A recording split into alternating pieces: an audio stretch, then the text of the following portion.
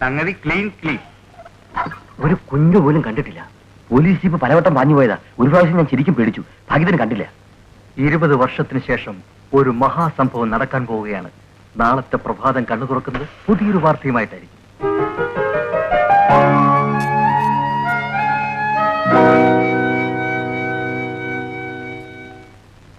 Petroleum minister Babubhai പട്ടേലിന്റെ ആദ്യത്തെ കേരള സന്ദർശനമാണിത്. അതൊരു പരാജയമാക്കി തീർക്കാൻ പ്രതിപക്ഷം കരുതിക്കൂട്ടി ചെയ്യുന്ന പ്രവൃത്തിയാ. ഒരിക്കലും ഇത് അനുവദിക്കാൻ പാടില്ല. തുണിയില്ലാതെ ഓടുന്ന സകലതിനെ കസ്റ്റഡി എടുക്കുക. Yes sir. പെട്രോളിന് വില കൂടിയത് കൊണ്ടുള്ള പ്രതിഷേധമാണോ സർ? അതിന് തുണിയില്ലാതെയാണോ ഓടുന്നത്?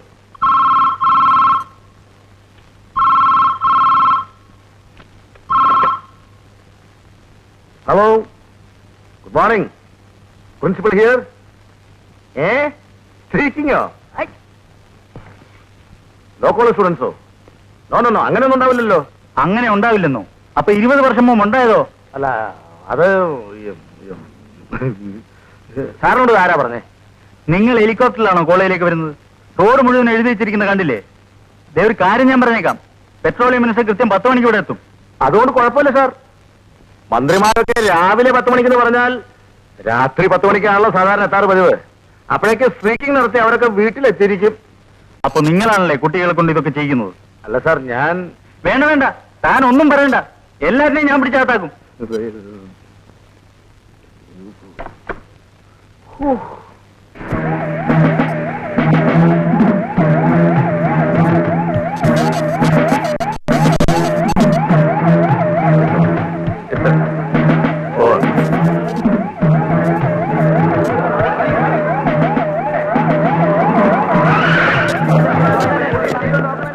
തുടങ്ങിയോ? ഇല്ല സാർ. ഞാൻ എന്തായി കേൾക്കണേ? ഇവിടുത്തെ കുട്ടികൾ സ്പീക്കിംഗ് നടത്തിയ പിന്നെ ഞാൻ ജീവിച്ചിരുന്നത് കാര്യമുണ്ടോ? വീണ്ടും മനുഷ്യൻ കാർത്തത്തിലേക്ക് എന്ന് തിരിച്ചു പോകാന്ന് വെച്ചാൽ ആ കമ്മീഷണർക്ക് തലയ്ക്ക് വട്ടായിരിക്കും. സാറ് പേടിക്കാതിരിക്കും. നിങ്ങൾക്കത് പറയാം. ആ കമ്മീഷണർ എന്നെ വിളിച്ച തെറി ഞാൻ നിങ്ങളോട് പറഞ്ഞാൽ ആ നിമിഷം നിങ്ങൾ എന്നെ അടിക്കും. തുടങ്ങി.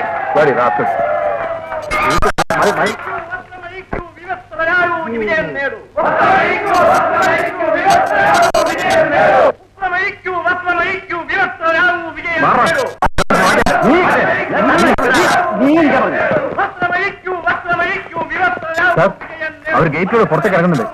കസ്റ്റഡി എടുത്തോട്ടെ. അവർ വസ്ത്രം ധരിക്കാതെയാണോ വരുന്നത്? സാർ, ഇപ്പൊ വസ്ത്രമുണ്ട് സാർ. വസ്ത്രം ഉടനെ ഊരാൻ സാധ്യതയുണ്ട് സാർ. അതിനു മുമ്പ് കസ്റ്റഡിയിൽ എടുത്തോട്ടെ സാർ. എന്ത് പറഞ്ഞാണോ കസ്റ്റഡിയിൽ എടുക്കുന്നത്? നോൺസെൻസ്. വല്ല വെടിത്തം കാണിച്ചിട്ട് ഇനി അതിന് ഞാൻ CM-ന്റെ തെറിയാക്കണം. ശരി സാർ.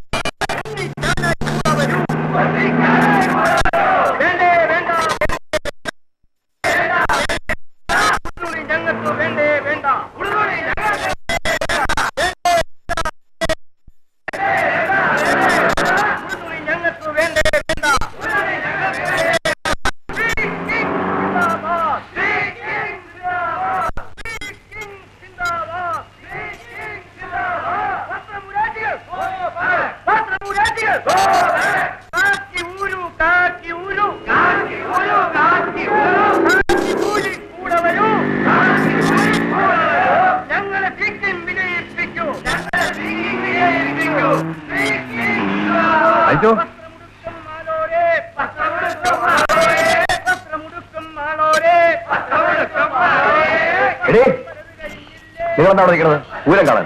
ഞങ്ങൾ ഇതുവരെ സ്ത്രീക്കും കണ്ടിട്ടില്ല ഡാഡി. ദേശം കാണേണ്ട കാര്യമില്ല. നിങ്ങളോട് അകത്ത് കയറി പോകാനല്ലേ പറഞ്ഞത്? പോകാൻ ഇതിനോട് ചാത്തുണ്ടോ?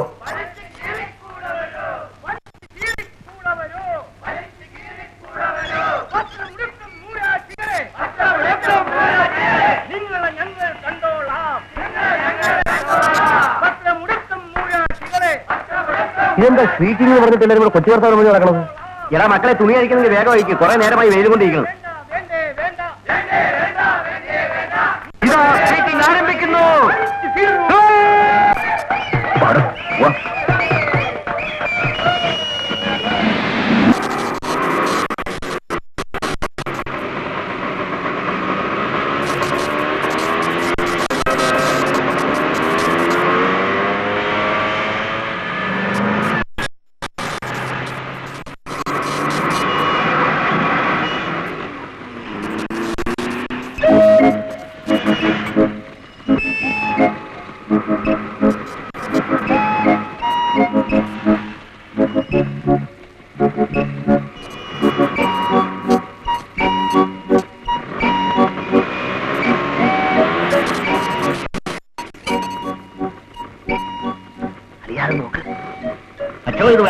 അച്ഛനും കന്യാസ്ത്രീയാകുമ്പോ കുഴപ്പമൊന്നുമില്ലല്ലോ. വേണ്ട, അവരെന്തെങ്കിലും പറഞ്ഞോട്ടെ, നമുക്ക് പോവാം. അങ്ങനെ അവന്മാരെ വിട്ടാൽ ശരിയാവില്ല. ഞാൻ ഇപ്പൊ വരാം. എന്താടാ അച്ഛനും കന്യാസ്ത്രീക്കും കുഴപ്പം? ലോഹയൊക്കെ ഊരി വെച്ചിട്ട് പോരേച്ചോ? ലോഹ ഊരണമെന്നില്ല, മടക്കി കുത്തിയാലും മതി. അച്ഛനും കന്യാസ്ത്രീയും ആയപ്പോഴുണ്ട് സ്വന്തം പെങ്ങളെ കൊണ്ടുപോക്കൂടെ? വേദപുസ്തകം കൊന്തയും പിടിച്ച് തഴമ്പിച്ച കയ്യ. നല്ല ഉറപ്പാ. ഇതോച്ചാരണം തന്നാണ്ടല്ലോ. പിന്നെയൊക്കെ നമ്മൾ മിണ്ടാതെ പോയാൽ യവന്മാർ വേറെ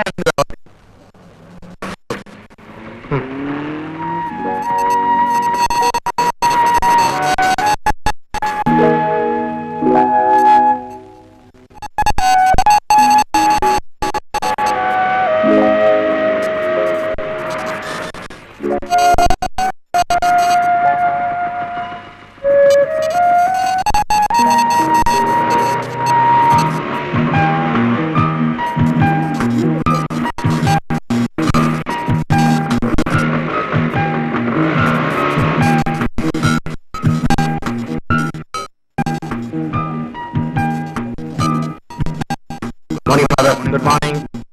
മോർണിംഗ് ഫാദർ. Morning morning. അച്ഛൻ കോളേജില്ലാണ്ട് ഒരു രക്ഷയായിരുന്നില്ല. ഇല്ലിക്കൂടാ, അധികം നേരം ഇവിടെ നിന്നാലേ തനിക്ക് ഹാർട്ട് അറ്റാക്ക് വരും.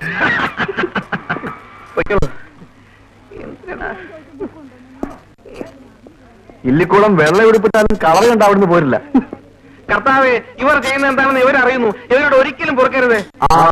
മതി മതി, എന്നെ വെറുതെ വിട്ടേക്ക്. നിന്റെ ഒന്നും കമ്പനി എനിക്ക് നില്ലേ, അങ്ങനെ അങ്ങ് പോവാതില്ല. ഒരു ബെറ്റ് വെച്ചിട്ട് പോകും. നിന്റെയൊക്കെ കൂടെയാണ് നടപ്പെന്ന് അറിഞ്ഞാൽ എന്നെ അന്ന് സഭയിൽ നിന്ന് പുറത്താക്കും. അതായിരിക്കും അവര് ചെയ്യുന്ന ഏറ്റവും നല്ല കാര്യം. എന്തൊക്കെ വൃത്തികളാണ് നിങ്ങൾ കാണിക്കുന്നത്? നൂൽബന്ധമില്ലാതെ പട്ടാപ്പകൽ റോഡിലൂടെ ഓടുക, അതിന്റെ ഫോട്ടോ പത്രത്തിൽ അടിച്ചു വരിക. ഞങ്ങൾ ആ സ്പീക്കിംഗ് നടത്തിയാൽ തനിക്ക് ഉറപ്പുണ്ടോ? നിന്റെയൊക്കെ നടത്തിയത് ആ മെഡിക്കൽ കോളേജിലെ സ്റ്റുഡൻസാ. ഒന്നും പറയണ്ട. നീയൊക്കെ ഓടിയെന്നുള്ള തെളിവ് എന്റെ പക്കലുണ്ട്. വേണമെങ്കിൽ സ്കോച്ച് ഫുൾ ബോട്ടിൽ വൈൻ പോരെ? തന്റെ വൈൻ ആർക്ക് വേണം? സ്കോച്ച് മതി. കൈ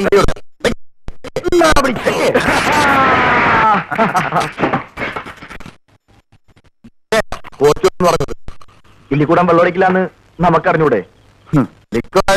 വേറെ എന്തിനായാലും അയാൾ എന്ത് ബെറ്റ് വെച്ചാലും ഇല്ലിക്കൂടം തോക്കും. അങ്ങനെ വന്നില്ലല്ലോ. കാശുമായിട്ടാ മുങ്ങി കാണോ? സാധനം വരുന്നതിന് മുമ്പ് പരിസര സ്ഥലങ്ങളുണ്ടോ നോക്ക്. ആ ചാക്കോച്ചേട്ടനാണെങ്കിൽ എപ്പോഴും ഇവിടെ നോക്കിയിരിക്കുള്ളൂ.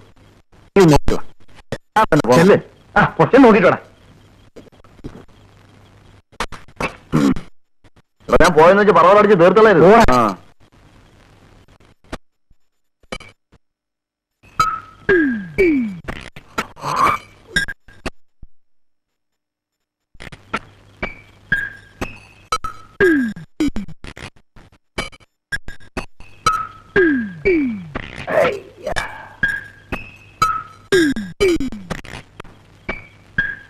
ഓ, ആ ദുഷ്ടം തലക്കെട്ടും കെട്ടി അവിടെ തന്നെ നിൽക്കുക.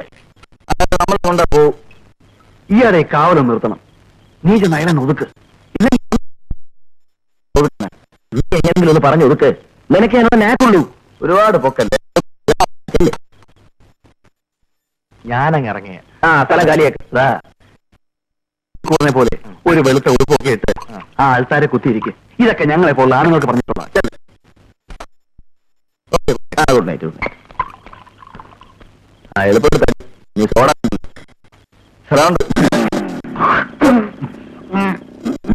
തലക്കെട്ട് കിട്ടിയിരിക്കുന്നത്. എന്തോടെ അസുഖം വന്നാലേ തലക്കെട്ടിട്ടുള്ളൂ. ചേട്ടൻ്റെ ഒരു തമാശ. അങ്ങോട്ട് ചേട്ടാ, പെട്ടെന്നൊരു അത്യാവശ്യം. നാളെ ഫീസ് കൊടുക്കേണ്ട ദിവസം. ചേട്ടൻ എന്നെ ഒന്നും സഹായിക്കണം. അപ്പൊ വീട്ടിൽ നിന്ന് വന്ന കാശൊക്കെ തിന്നു തീർത്തോ? അയ്യോ, സത്യമായിട്ടില്ല ചേട്ടാ. വീട്ടിൽ നിന്ന് വരേണ്ട കാശ് ഇത് വന്നിട്ടില്ല. തൽക്കാലം ഒരു 500 അപ്പൊ വീടും വാടകയ്ക്കായിരുന്നു, ചെലവിനുള്ള കാശ് തരണം ഞാനല്ലേ? നിനക്ക് നിന്നെ പറഞ്ഞു വിടുകയെന്ന് ആലോചിക്കാണ് ഞാൻ. അയ്യോ, എന്നെ ഉപേക്ഷിക്കരുത് ചേട്ടാ. എടാ നിന്നെ എന്ത് വൃത്തിയടിക്കാൻ ഞാൻ തയ്യാറാണ്. വേണം ഞാൻ അയച്ച കാല് വേണേലും പിടിക്കാം. പ്ലീസ് ചേട്ടാ. നീ ഒന്നും പിടിക്കണ്ട.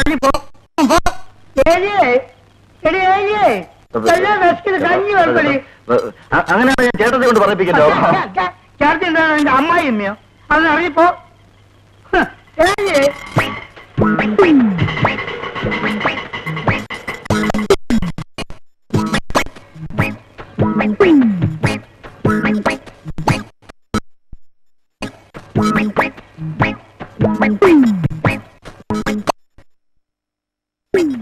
ചേട്ടാ വാല് തുറക്കുന്ന നല്ലത്. നേരം വെളുത്താലും പൈസ എന്തെങ്കിലും ഞാൻ ഇവിടുന്ന് പോകും. നീ അവിടെ തന്നെ കിടന്നോ. ഇവിടുത്തെ പട്ടി കത്തിച്ച് 2 മാസം